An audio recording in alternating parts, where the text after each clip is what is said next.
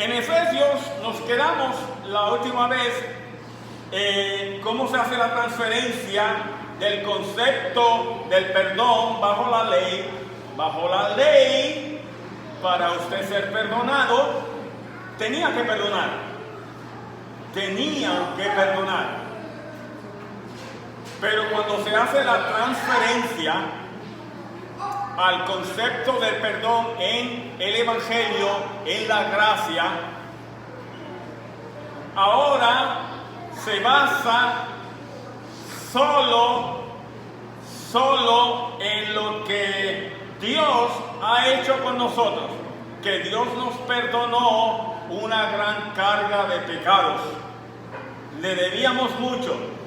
Y ahora se nos dice en Efesios capítulo 4, versículo 31 al 32, sea quitada de vosotros toda amargura, enojo, ira, gritos, maledicencia, así como toda malicia. Sed más bien amables unos con otros, misericordiosos, perdonándoos unos a otros, así como también Dios os perdonó en Cristo. Nosotros en nuestra casa, en el día de antier, antes de ayer, tuvimos una experiencia sobre este particular. Una persona fue a casa a disculparse. No es miembro de esta iglesia, pero fue a disculparse. Y no es miembro de esta iglesia.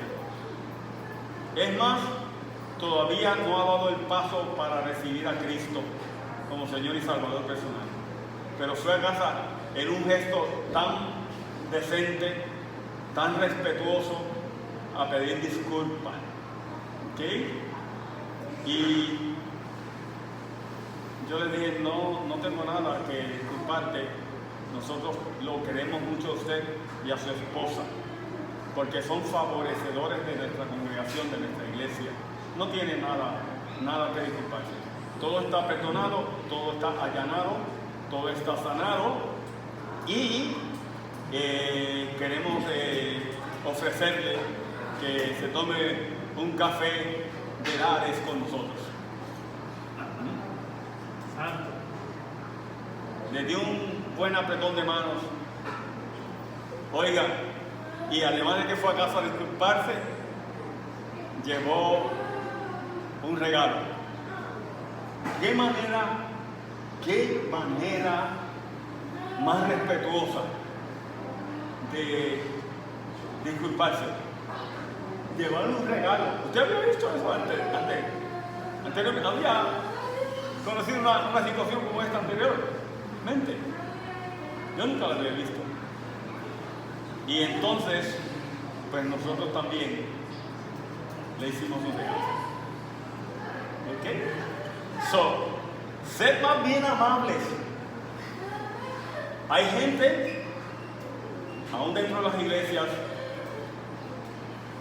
que no es que no tenga una mecha corta, es que no tienen mecha. Y eso es muy peligroso para un creyente, que usted no tenga mecha. Si usted no tiene mecha, vaya a una buena ferretería y cómprese una mecha de 100 pies. Porque a veces decimos, es que yo tengo este genio así. Yo no soy así. Pues así yo soy. Excusas que no son agradables a Dios. Porque si todavía tienes un genio que es así, tienes entonces que ir a Abba Padre. Tienes que ir a Abba Padre. Entonces, siguiendo esta línea, el apóstol Pablo nos dice en Colosenses capítulo 3, versículo 12 al 13, lo siguiente.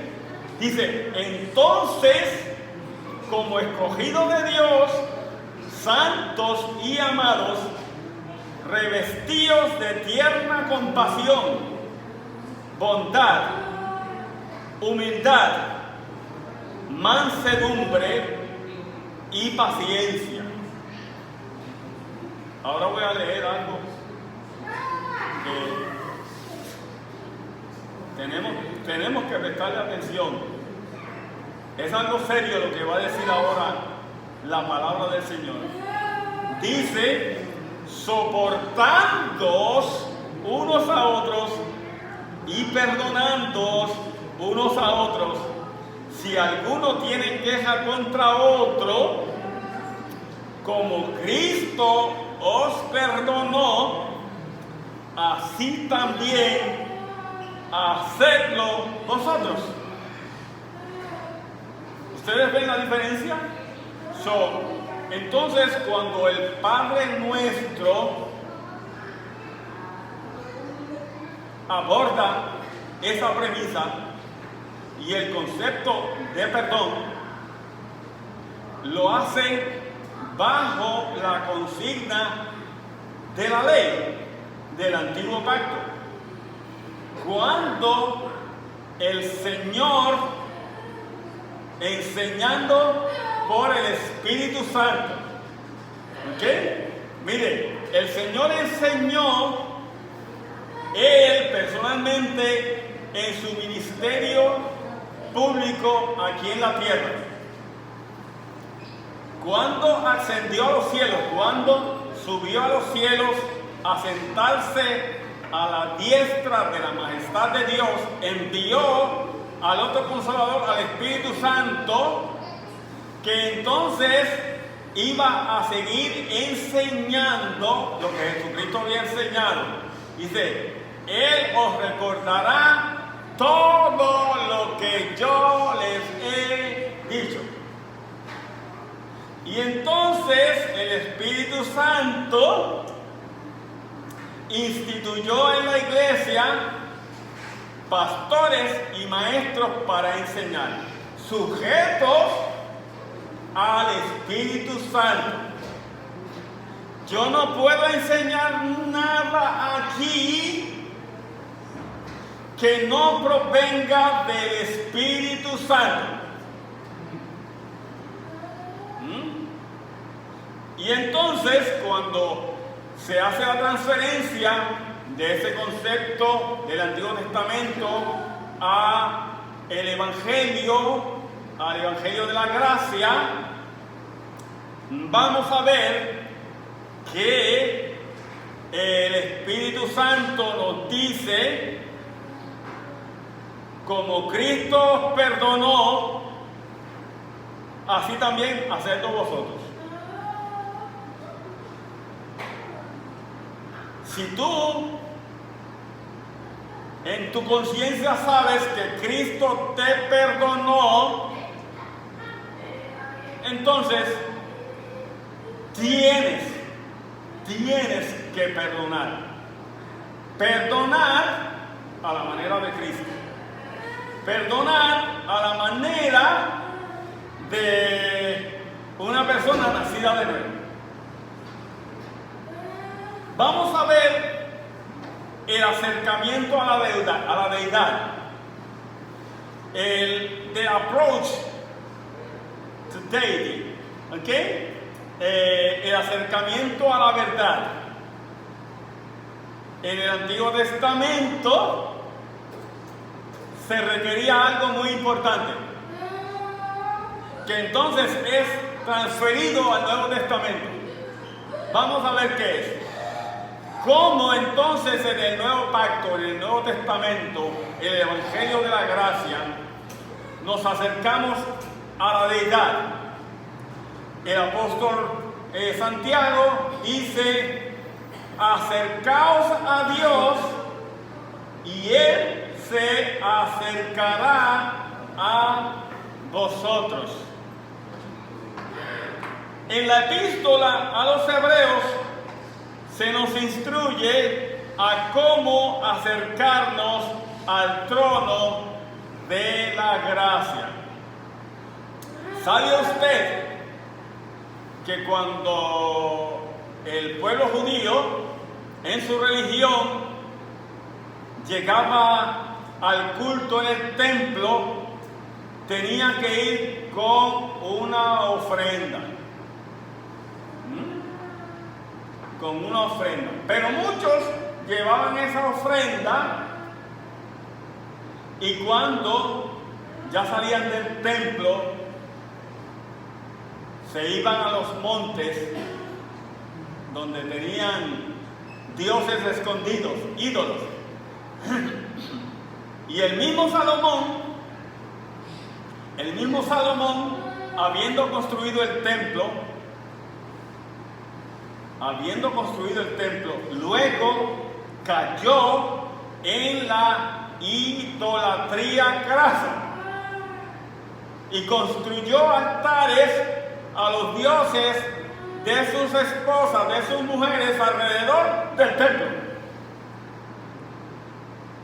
Su sabiduría, o yo le diría que el tanque de su sabiduría se fue en ti, se vació. Pero cuando nosotros llegamos al conocimiento de la verdad de la revelación de Jesucristo, entendemos la manera de cómo acercarnos a Dios. Y usted sabe cuál es la ofrenda que debemos traer para acercarnos a Dios. Lo dice David en el Salmo 53. Al corazón contrito y humillado no despreciarás tú, oh Dios. Mira cómo dice al corazón contrito. No dice al corazón atrito. ¿Ok?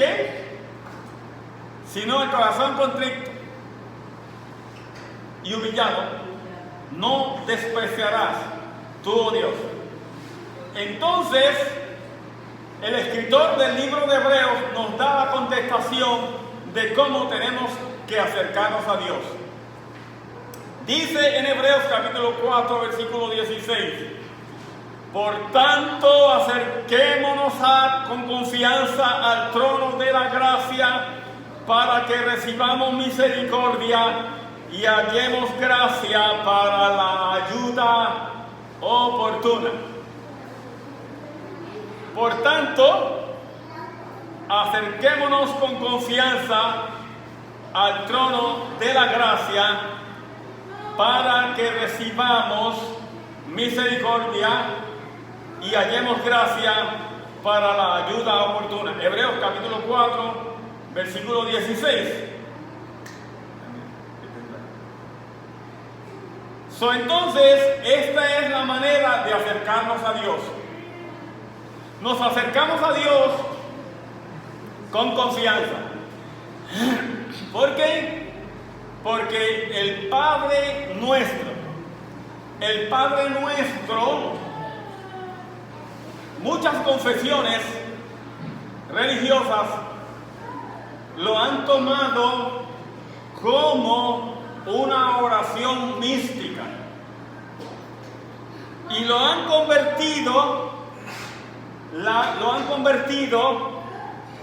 en rezo, lo han convertido en letanía, lo han convertido en rezo, lo han convertido en letanía. Y pues lamentable y tristemente, ellos han tomado el Padre Nuestro y lo han puesto en su catálogo de oraciones, y cuando usted las busca va a ver que lamentablemente en su catecismo tienen 50 ruegos, o sea, 50 Ave Marías y 10 Padres Nuestros. ¿No sé? Que en realidad la importancia del Padre Nuestro para ellos tal vez es algo marginal, algo mínimo, porque el enfoque particular está en la invocación a María, en la veneración a María, en las plegarias a María, haciendo que María tome el lugar del Espíritu Santo. Y eso es algo sumamente triste, porque no podemos considerar que eso sea algo bíblico, no sea algo bíblico, debido a que la palabra de Dios no acepta tal cosa, no le da su favorecimiento, no le da su endoso a este asunto de usar el Padre Nuestro como una oración mística, una oración tal vez mágica, que les parezca a ellos que decir 10 Padre Nuestro es suficiente para ellos ser escuchados. La palabra de Dios nos afirma que nosotros no podemos hacer vanas repeticiones. Y entonces, sobre ese asunto, tenemos que saber que el Padre Nuestro también es algo que está contenido en el Antiguo Testamento, o sea, más bien es una prolongación del Antiguo Testamento. ¿Por qué? Porque el libro de Mateo, para traer el mensaje del Evangelio, el mensaje del reino, lo pone en un contexto judío. ¿Okay? Y todavía en el Evangelio de Mateo se afirman muchas cosas de la ley. Por eso es que muchas congregaciones que son sabatistas, o sea, que guardan el sábado, otras que son de raíces judías, sin entender esta particularidad sobre el enfoque de Mateo en el asunto del Antiguo Testamento, de la Torá, de la ley, dicen que Jesucristo, que Jesucristo nos ordena a guardar la ley, la Torá, lo que dice la Torá, lo que dice la ley, sin considerar el traspaso, la transferencia que se hace de las enseñanzas en el Antiguo Testamento a las enseñanzas en el Nuevo Testamento, en el Evangelio de la Gracia. Mira, la palabra del Señor dice: porque todos los que son guiados por el Espíritu de Dios, los tales son hijos de Dios. En Romanos capítulo 8, versículo 14.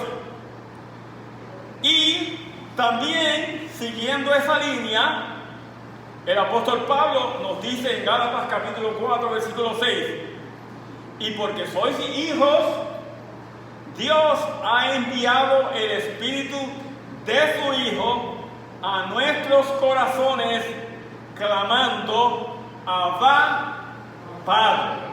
O sea, ahora nosotros no tenemos que estar sometidos a el cumplimiento de unas ordenanzas, al cumplimiento de unos mandamientos que llevan a la esclavitud, sino más bien, si nosotros somos guiados por el Espíritu de Dios, somos hijos de Dios.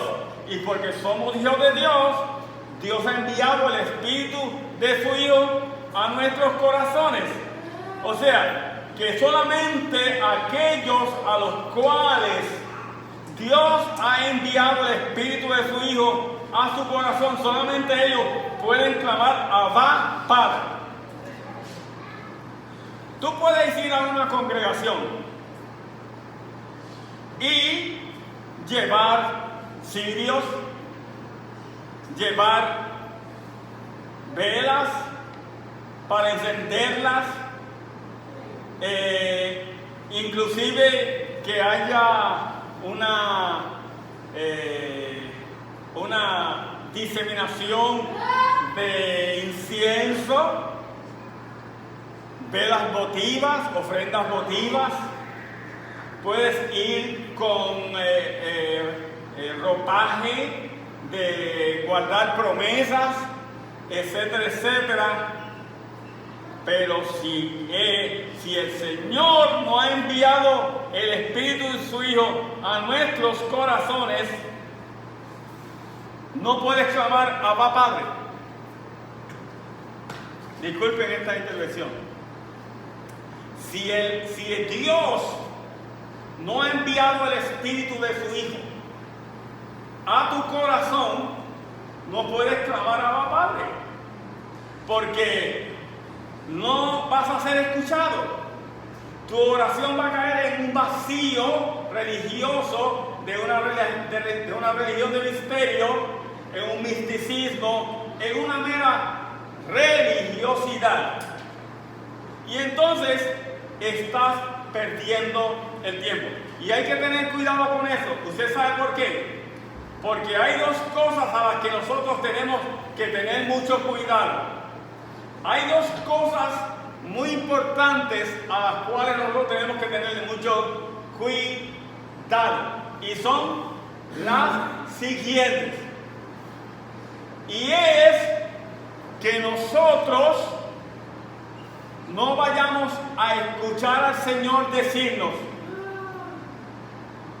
nunca os conocí. Nunca os conocí. Nunca os conocí, obradores de iniquidad. Nunca os conocí.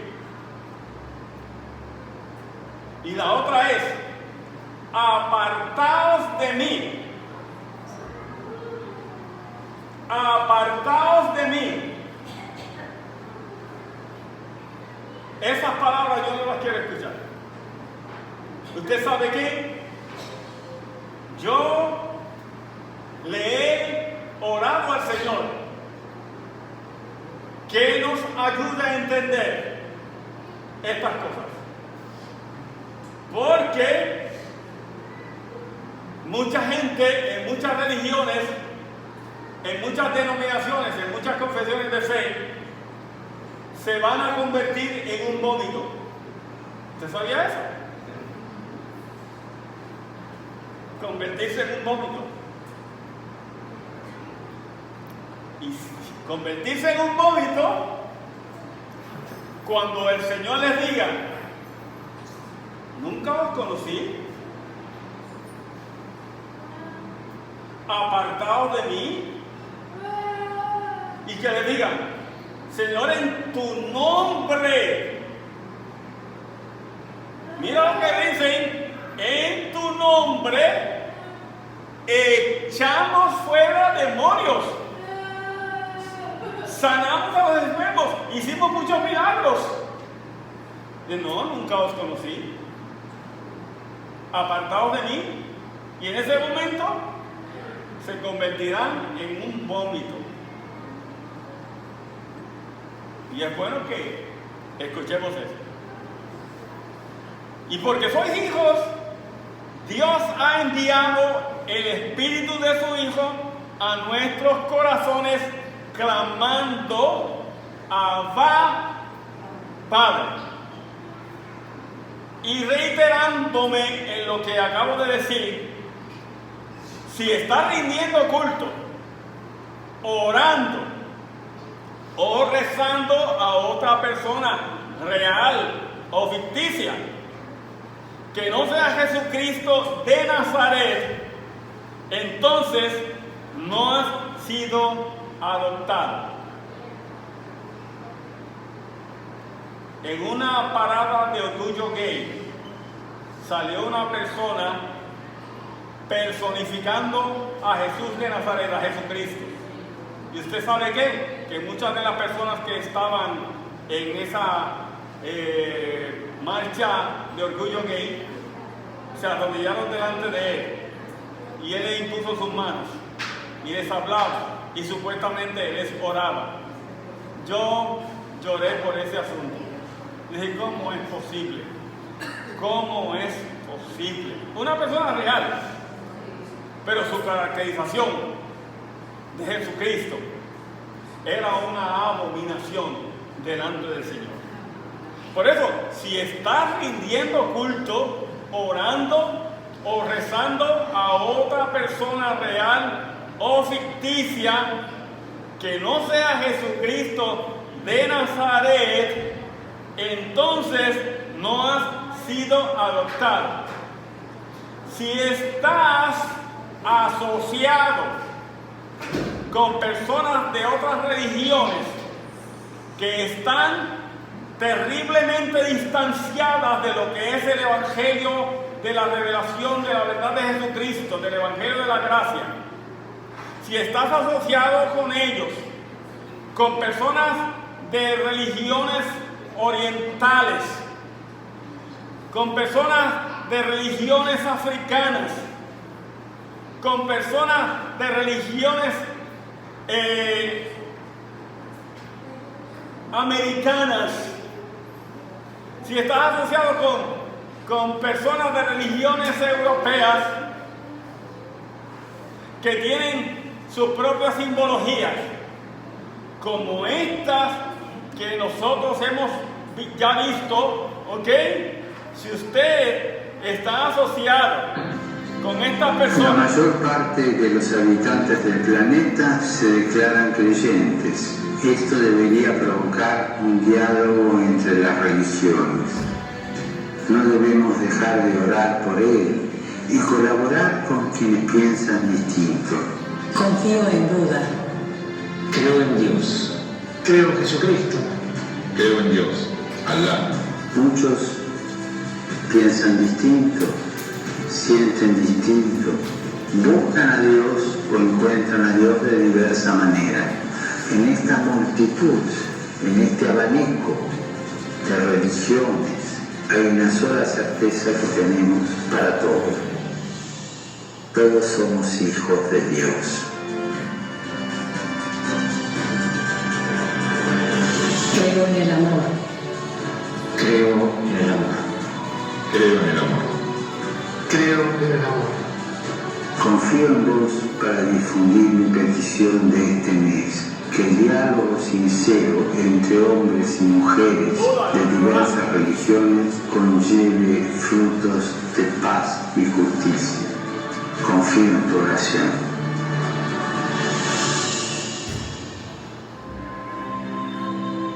presentan a un niñito para demostrar el símbolo del cristianismo.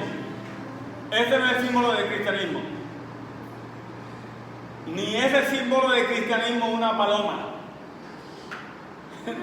Ni es el no es una cruz. ¿Ok? Ni el pececito. Ni el pez. Tampoco es un símbolo del cristianismo. Más bien no es un símbolo del evangelio. Del evangelio de la gracia de Dios. Estos no son símbolos. Hay gente que todavía le tiene devoción al niñito Jesús y devoción a la cruz, y hay que tener una paloma retratada o pintada en el templo. ¿Lo han visto? Y tiene ahora mucha simbología, porque ellos piensan que eso es un endoso, un endoso del evangelio. No es así.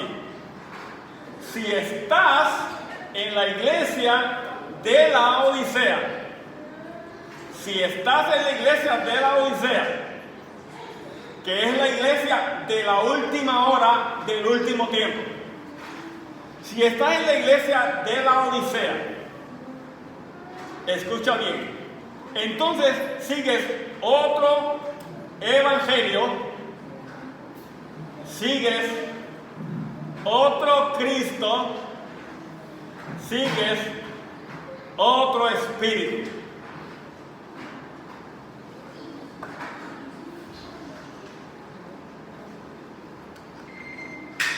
Y hablando del otro es un término teológico.